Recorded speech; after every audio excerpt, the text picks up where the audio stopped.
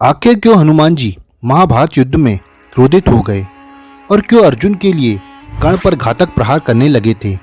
आज के वीडियो में हम इस बारे में जानेंगे। त्रेता युग में जन्मे हनुमान जी कितने शक्तिशाली योद्धा थे और उन्होंने कई शक्तिशाली राक्षसों योद्धाओं को त्रेता युग में परास्त किया था और सबको हनुमान जी की शक्ति का पता था।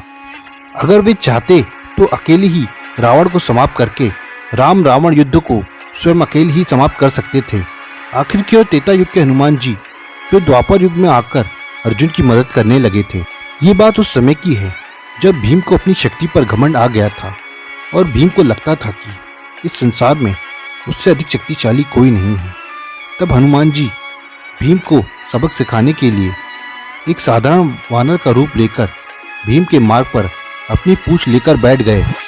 जब भीम उस मार्ग से गुजर रहे थे तब उन्होंने मार्ग पर वानर रूपी हनुमान जी को देखा और वृद्ध और कमजोर वानर को देखकर कहा, हे वानर, तुम्हारी ये पूंछ मेरा रास्ता रोक रही है।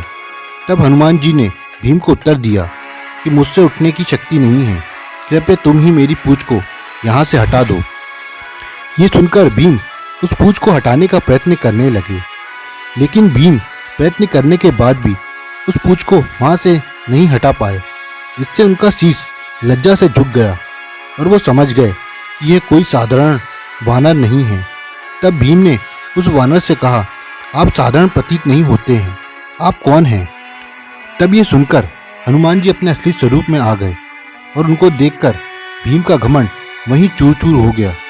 तब हनुमान जी ने भीम से वरदान मांगने को कहा। तब भीम ने हनुमान जी से युद्ध में अर्जुन की सहायता का वचन मांगा। तब हनुमान जी ने भीम को वचन दिया कि वे रथ की ध्वजा में बैठकर अर्जुन की सहायता करेंगे और कुरुक्षेत्र युद्ध में उन्होंने वैसे ही किया।